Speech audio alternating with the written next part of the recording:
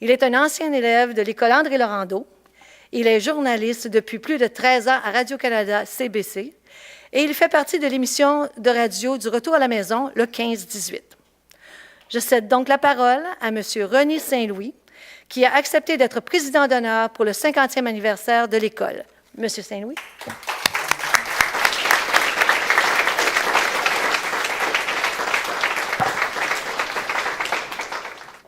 Madame Taillon, Madame Froment, Monsieur Caron, bonjour. Merci de m'accueillir. Merci à tous. Ça fait plaisir d'être de retour ici. Ça fait drôle en même temps. Je pense que vous connaissez ce phénomène de retourner dans votre école secondaire où vous avez passé de nombreuses années. J'ai fait le tour tout à l'heure. En apparence, il n'y a rien qui a changé. Même si j'ai terminé mon secondaire, c'est trop petit pour que vous puissiez lire, hein? 1989. Alors, effectivement, ça fait près de 30 ans. Depuis, j'ai fait plein de choses, côté carrière, côté passion personnelle aussi, et j'ai gardé une très grande tendresse et une grande reconnaissance envers mon passage à André Laurando. Le secondaire, c'est le lieu de nos premiers amours, de nos premières passions, et j'ai une passion qui ne m'a jamais quitté depuis mon passage ici, c'est celle des voyages. Je vais vous la raconter, vous allez comprendre pourquoi. J'ai visité à peu près 80 pays depuis que j'ai quitté André Laurando, mais la première fois que j'ai pris l'avion, c'est dans le cadre d'un voyage scolaire avec le service d'animation spirituelle et d'engagement communautaire.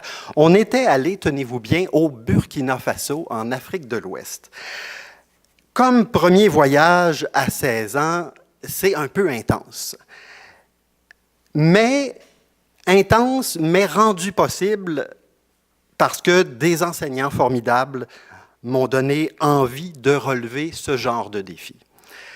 Et quand j'ai terminé mes études secondaires, je suis allé ensuite, quand j'ai terminé ensuite mes études universitaires, je suis allé m'installer 5 ans à Moscou, en Russie, pour travailler comme journaliste pigiste. Et c'est un peu ce qui m'a ouvert les portes de Radio-Canada, où je travaille depuis. Et j'aime à croire que tout ça est lié, ce premier voyage à André Laurando et la position que j'occupe aujourd'hui. Je me souviens de mes premières interventions à la radio qui me faisaient penser à des matchs d'impro.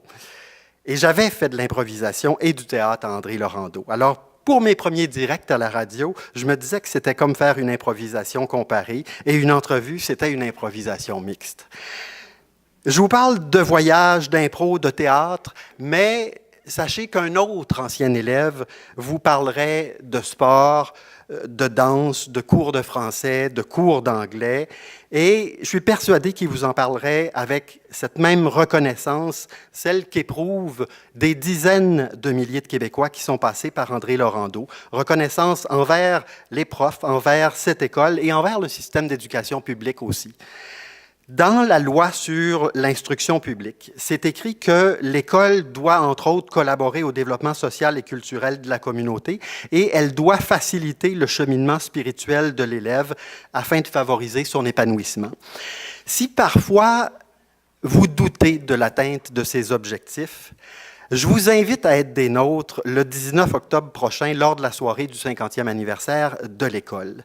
Cette soirée, je vais vous parler de son déroulement. Ça va débuter par le dévoilement d'une œuvre qui fera rayonner l'école dans sa communauté. Alors, c'est une œuvre quand même volumineuse, j'ai eu quelques échos tout à l'heure, créée par des élèves de la concentration art visuel en collaboration avec l'artiste-sculpteur Daniel Vincent Bernard.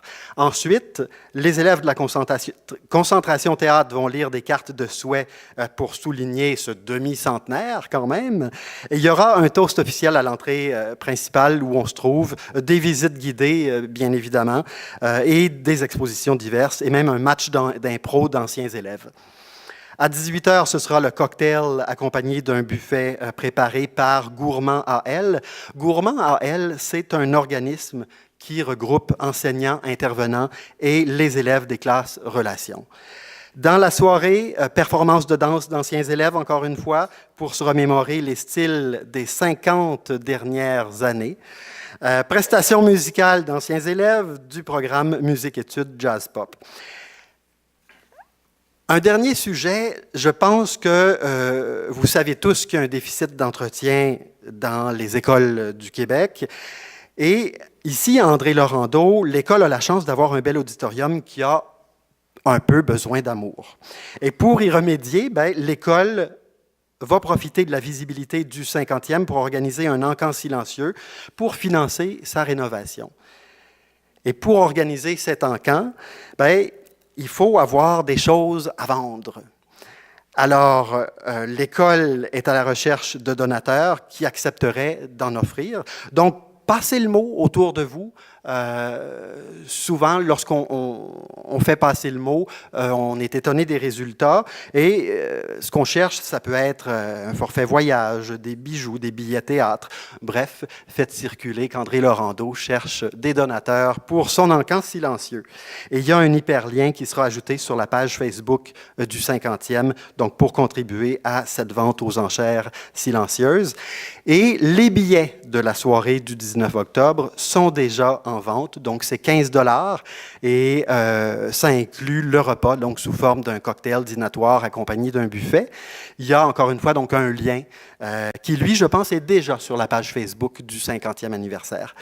Alors voilà, un gros merci à la commission scolaire Marie-Victorin, à l'arrondissement Saint-Hubert de la ville de Longueuil, au député de Montarville Michel Picard et à Twig Music Montréal, qui a déjà mis donc un violon signé Kent Nagano à la disposition de l'encan silencieux. Merci aussi à La Lichée, Chocolat Favori, Ricardo, Théâtre Denise Pelletier. Ils ont aussi déjà offert une certaine contribution pour l'encan silencieux.